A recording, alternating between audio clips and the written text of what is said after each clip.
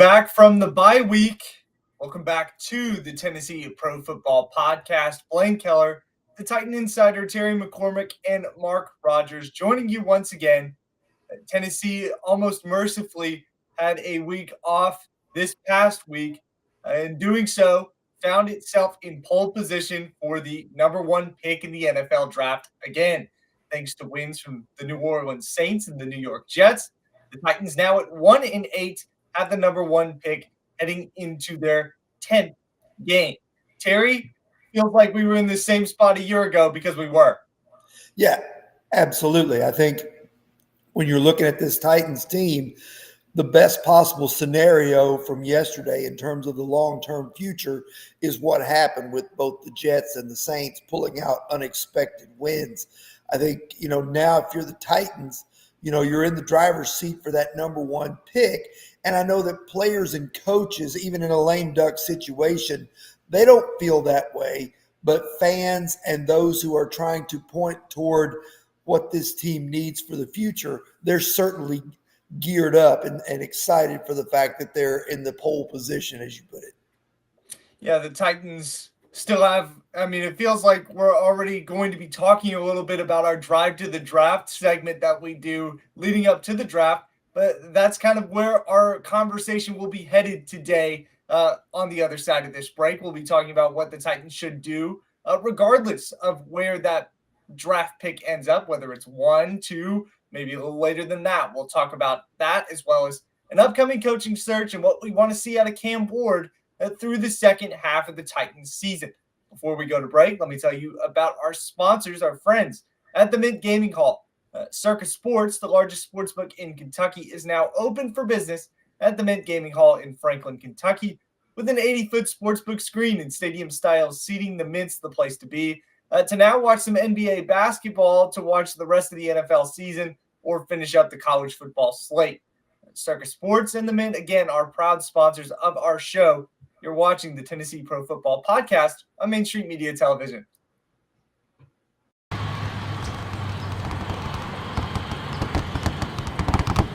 The winning just got closer. All new Sportsbook, the latest gaming machines, live horse racing, and more. The Mint Gaming Hall, Kentucky Downs. Winning just got closer.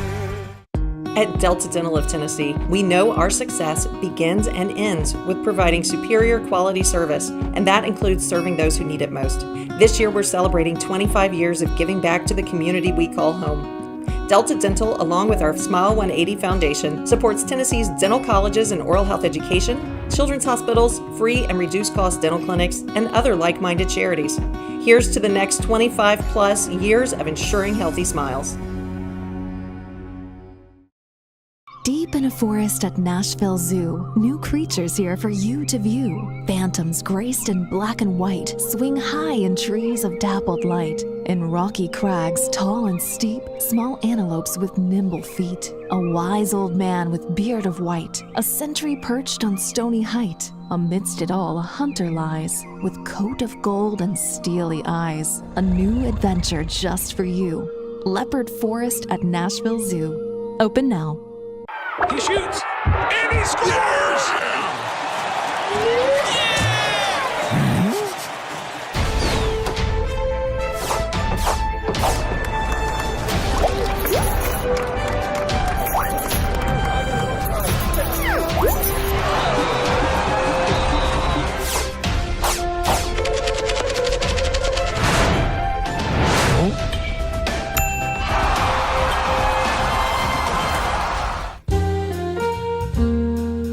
Welcome to the Omni Nashville Hotel. Urban elegance with a vintage touch.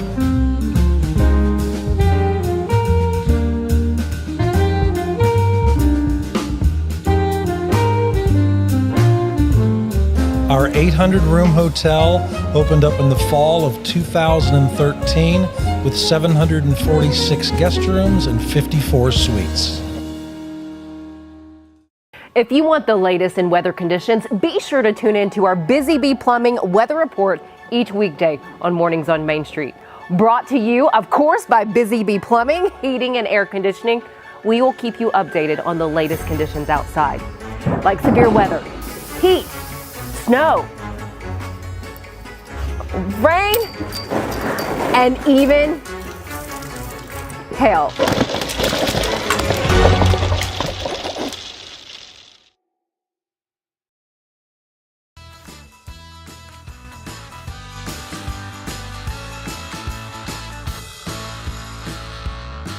Continuing our conversation here on the Tennessee Pro Football Podcast. So the Titans have the number 1 overall pick once again. Terry, starting there, what should they do with it? Trade it. Absolutely. Trade it. Turn it into multiple picks. Do with it what they probably should have done last year when the Giants offered 4 picks in return for it. Trade it. Get multiple number 1 picks in this year's draft and next year's draft if you can. It's a quarterback-driven league, and as I count it right now, there are 4 to 5 teams that are probably going to be in the market for a quarterback next year. I think we could probably say the Jets are in the quarterback market, considering the way that they have loaded up on early picks, which will either give them the opportunity to select the quarterback that they want, or to make a trade for a veteran quarterback that they want, or to trade up and get in position for the quarterback they want in the draft. Others who could be in that mix, the Cleveland Browns, certainly Dillon Gabriel not lighting the world on fire in his rookie year, and the Browns still showing a hesitancy to give Shedeur Sanders a shot at the job.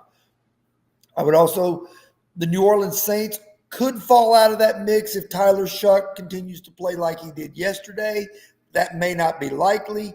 So I would put the Saints on the list of teams needing a quarterback, and then 2 others who are hovering below the top pick and in that 1 to 2 win range, Raiders and the Cardinals. Because the Raiders, Geno Smith certainly looks like the expiration date on him is getting closer.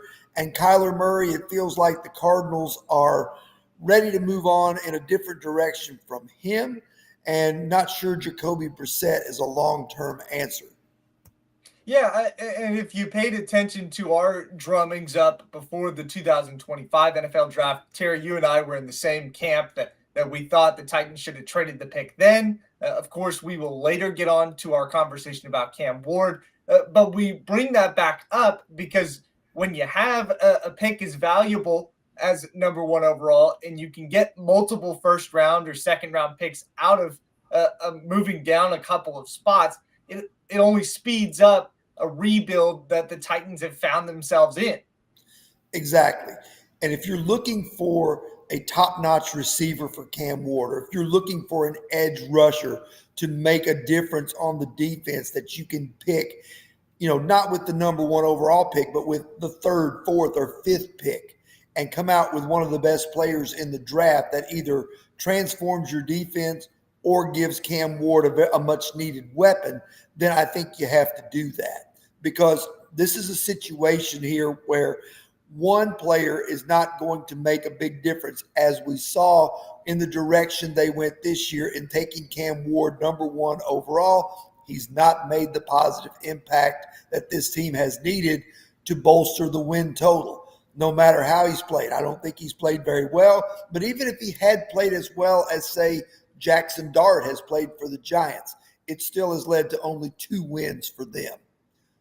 So in terms of that, trade the pick, get multiple picks, because you've got probably a dozen holes or more on this roster. You're probably going to turn over half to 2/3 of this roster next year. Start that process. When you look at the quarterbacks that are available in this year's draft, a few names that are near the top of the boards right now: Fernando Mendoza of Indiana, got Dante Moore from Oregon, Ty Simpson's been lighting it up at Alabama. Then you've got the guys that were kind of prized prospects at the start of the year, someone like an Arch Manning or a Garrett Nussmeier, whose stocks have, admittedly fallen drastically. But all it takes for any of these guys is for one coach, one GM, one owner to fall in love with them through the draft process, kind of similarly to what happened with Cam Ward and the Titans. Yeah, absolutely. I think that's what you got to hope for if you're the Titans. Meanwhile, you set your sights on corralling as much talent in this draft and stockpiling as much as you possibly can. Mike Borgonzi and Chad Brinker have basically said they want 30 picks in a 3-year span, and they want at least 12 of those in the top 100. If you can hold on and have this pick be number 1 overall by finishing the season poorly, as they probably are going to do, you can trade that pick and start that process and really, I guess, for lack of a better term, just, gaslight the whole thing and get it going in a big way. Yeah, among the guys that they could maybe trade back and get to, I mean, it's still early to assess all of these things, but with the Titans' trajectory being what it is, it's fair to look it over, I'd say. Ruben Bain, the edge from Miami, Jordan Tyson, the top receiver currently out of Arizona State, Arvell Reese from Ohio State, another name that's being brought up at linebacker. All three of those are pretty significant positions of need. I feel like either Bain or Tyson would probably be the player to most benefit the Titans in a trade down situation. Yeah, probably so, because you have really 3 areas that are major league needs for this team right now in terms of, what you need to do with early draft capital. One, as we talked about, is edge rusher. And there are a couple of guys there that you mentioned that are going to be top-notch prospects in that regard. Wide receiver. You need a wide receiver 1. I like what Chim Dike is doing.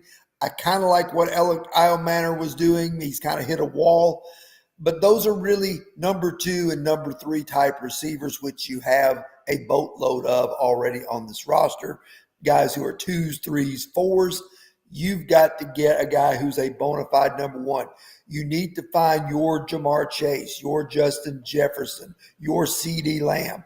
Whatever name you want to throw out there as a top-notch receiver, you got to find your guy. You can find him in the first round. Sometimes you can find him in the second round, but you got to find him.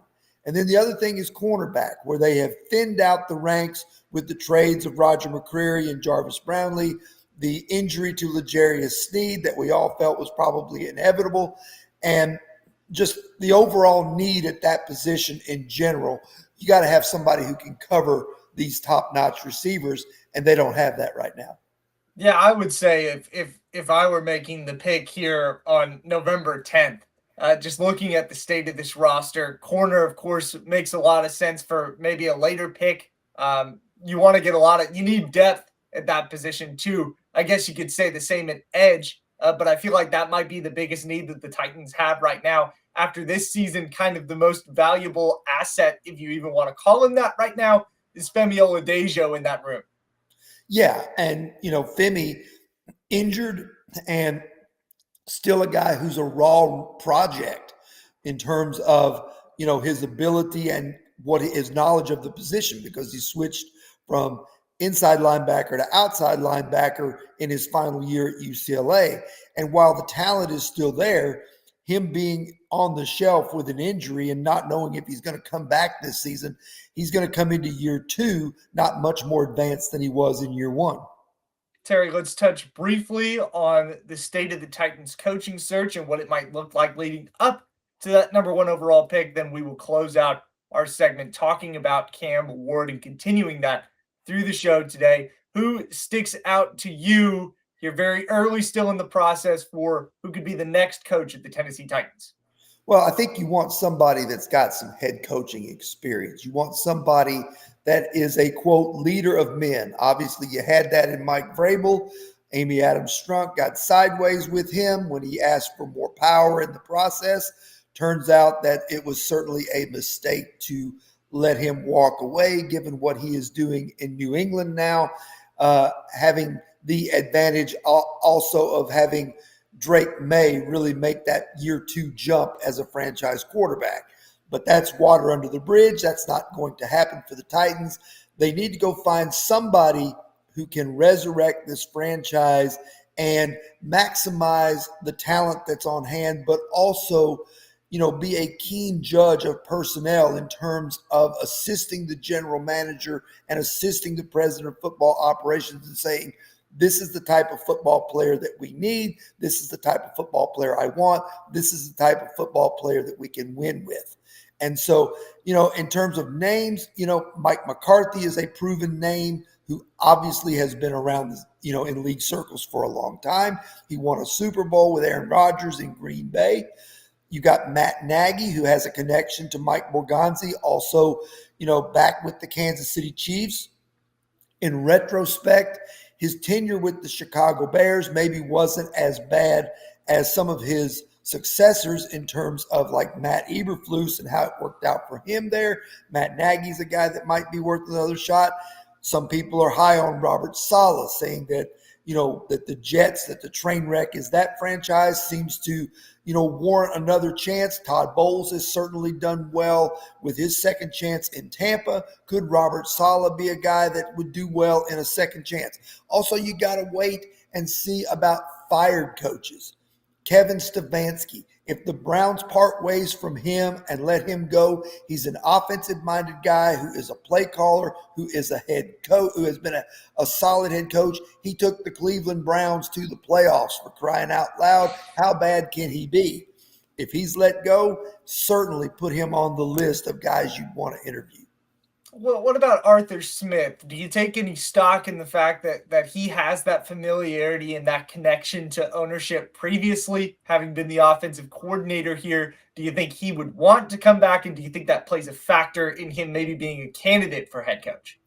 That's a good question. I'll throw a second name out there with Arthur Smith. Jim Schwartz, who also knows the lay of the land here in Tennessee, knows what you'd be getting into in dealing with the impulsiveness of Amy Adams Strunk and those sorts of things. So, yes, both of those guys are certainly candidates. I think, Arthur Smith, coming from an offensive background, he's survived 5 different head coaching changes here with the Titans before he became the head coach of the Atlanta Falcons. Certainly on his watch, some of the better offensive teams that we've seen from the Titans, the Derrick Henry, Ryan Tannehill, A.J. Brown-led team, certainly, under the watch of Arthur Smith, blossomed and succeeded. He's certainly a guy that you could, interview and bring back, and you'd know what you had in him. Didn't really pan out in Atlanta because the quarterback situation, much like it has been with the Titans in recent years, has been unsettled. The other thing, Jim Schwartz, obviously very respected defensive mind. A little bit surprised that he's not gotten another opportunity because of how good a defensive coach he is. And his tenure with the Lions was not all disaster. He took the Lions to the playoffs when Matthew Stafford was a very young quarterback. So I think Jim Schwartz is another guy who's worthy of consideration, worthy of an interview for this job. If they go for a defensive guy, they've got to get somebody very established as a coordinator, I feel, to help with Cam Ward, at least to provide some consistency and, dare I say, some expertise that hasn't been there through this year and even before Cam Ward was there. If they hire a defensive guy, you think they need to get somebody who's really, really exceptional on the offensive side of the ball? 1,000%, because you're dealing with a quarterback who is much more unpolished and much more raw than your typical number 1 pick. You're going to need a guy who can get his footwork, get his throwing mechanics under control. You're going to need a guy who's going to be creative, who's going to find a way to maximize the use of Cam Ward, and also to start to maximize whatever else you bring in, via a number 1 or number 2 pick, and also start, continue to develop the likes of Chim Dike and Gunnar Helm so that they can, maximize their ability. So to me, whoever you settle on as the head coach, the offensive coordinator hire is going to be the next most important thing. We're going to talk about Cam Ward on the other side of this break, what we would like to see out of the Titans' number 1 overall quarterback for the rest of this season. You're watching the Tennessee Pro Football Podcast on Main Street Media Television.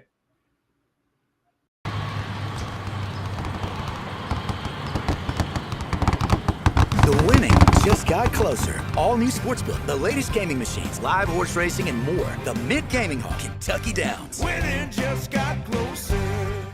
He shoots, and he scores! Yeah!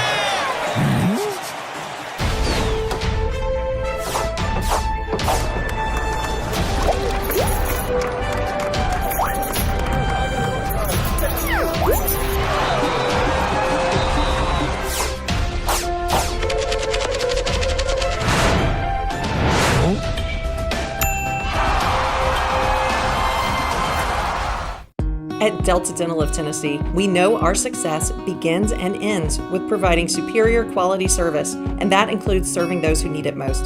This year, we're celebrating 25 years of giving back to the community we call home. Delta Dental, along with our Smile 180 Foundation, supports Tennessee's dental colleges and oral health education, children's hospitals, free and reduced cost dental clinics, and other like-minded charities. Here's to the next 25 plus years of ensuring healthy smiles. Deep in a forest at Nashville Zoo, new creatures here for you to view. Phantoms graced in black and white swing high in trees of dappled light. In rocky crags, tall and steep, small antelopes with nimble feet. A wise old man with beard of white, a sentry perched on stony height. Amidst it all, a hunter lies, with coat of gold and steely eyes. A new adventure just for you. Leopard Forest at Nashville Zoo. Open now.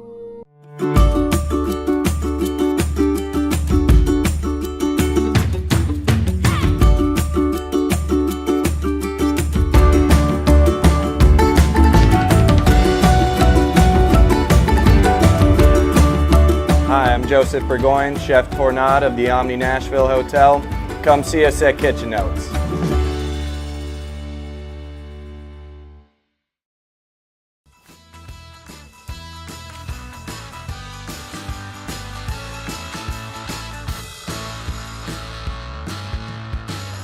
Closing out the Tennessee Pro Football Podcast today with our Cam Ward update. We talk a lot about the number one Titans quarterback, and we're going to give you some stats on where he's at through about the midway point of his first season and where we want to see growths, improvements, where the Titans probably want to see the same through the rest of his rookie season. Throw out some stats to start. Cam Ward has 1,760 yards passing. He has more fumbles, 7, and more interceptions, 6, than he does touchdowns thus far, 5 touchdowns. His 57.6 completion percentage is the lowest in the NFL, and those touchdowns, the 5 of them, the lowest among 9-game starters. Terry, you wanted to kind of lead this conversation, so I'll let you start with all of that preface. All right. I'm going to throw you one more stat out there that you didn't put out there that is certainly worth talking about. He's also been sacked a league high 38 times, which puts him on pace for 72 for the season. And he's had 295 yards in sacks of yardage lost, which is not only 110 yards closer than the next yardage loss, which I believe is Geno Smith, but it is on pace to set a new NFL record, which would be 557 yards. The old record, I think, is 489, lost by Randall Cunningham back in 1986 with the Philadelphia Eagles. So that, to me, is very alarming.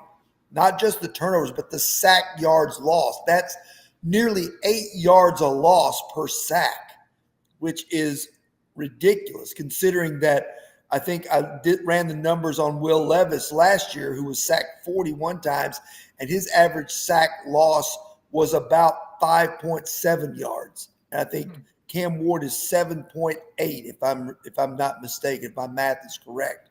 That's something that absolutely has to get fixed between now and the remainder of the season. It's something that they're going to have to work on with him. It's something he's going to have to work on, and it's something that's going to have to continue to be worked on through the off season as whoever takes over as the new coach. Yeah, I think Cam Ward's got to get a lot better in the fundamentals. A lot has been kind of made of his footwork a little bit. There have been some issues with the accuracy through 9 games at this point. The sack numbers that you bring up there can be accounted for a quarterback just as much as the offensive line. Cam Ward has shown at times, very brief times, the ability to have those generational home run plays that he was so heralded for having in college.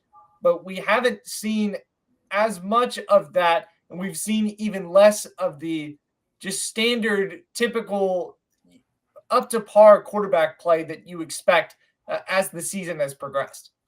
Yeah, I mean, I've seen maybe 5 or 6 throws this year from Cam Ward that I go, wow, that's really impressive. Obviously, his first touchdown pass where he, rolled to the right and Alec Eilmaner made his way across the end zone and he threw the touchdown. It went about 40 yards in the air for a 9-yard touchdown, which was, a very impressive kind of off-schedule improvisational type of play. Then there were a couple of throws to Calvin Ridley in the Arizona game, their lone win of the season. 38-yarder for a touchdown, 47-yarder that set up, another score. So to me, those are the types of plays you need to start seeing more of. Blaine, tell me if you disagree, but here's what I need to see from Cam Ward over the last 8 games of the season. I need to see Cam Ward be the reason that this team is competitive. I need to see him, even if they don't win, because I don't think there are very many wins left on the schedule, if any. But I need him not to be like he was against the Chargers and not contribute anything in a game that could have been won. I need him not to be the reason that the New England Patriots turned a close game at the half into a rout in the second half because he's not holding on to the ball. I need him to show the maturity. I need him to keep this team in games the way Jackson Dart is keeping the Giants in games with his play. I need him to keep this team, and make that occasional splash play like Tyler Shuck did yesterday with a couple of long passes, a 62-yard touchdown to Chris Olave that gave them an unexpected win. Some of that is what's going to have to happen, because here's the thing. If I'm Mike Borgonzi, and I know that I drafted Cam Ward at the insistence of Brian Callahan and his staff because that's who they wanted. But if I'm Mike Borgonzi and I don't see progress from Cam Ward over the second half of the season, when I hire a new coach, I'm giving that coach the freedom to say, okay, Cam, I need you to earn the job. I'm signing a veteran quarterback to bring to camp. I'm having you compete with him, and I'm bringing back a healthy Will Levis to compete, and it's going to be a 3-way go to see who the quarterback's going to be in 2026. So you've got 8 games. Even though you're the number 1 pick, you've got 8 games to show me that this is your job. Yeah, I totally agree with you. I think they could have done better with regards to that in this preseason, right? Bringing in a veteran not named Brandon Allen or Tim Boyle. Because Cam Ward hasn't shown enough to this point outside of the occasional flash play that makes you think that this guy has earned this job. And you're right. There are moments where Cam Ward has lost his team games. To this point, there are more moments of that than times he's helped the Titans win games because they have just won. To summarize what you've got, I mean, something tangible that I want to see from Cam Ward through the rest of this season. I want to see a 300-yard passing game. Belief can do something crazy to you, and you can believe in a guy who throws for 300 yards in a game. I go back to Will Levis and his 300-yard game against Miami and that comeback win that they had on, I think it was Monday night. Was it Monday Night Football? Yes, it was Monday night. Yes. Yeah, in his first year. That was something that people bought into, that in the Atlanta game, his debut.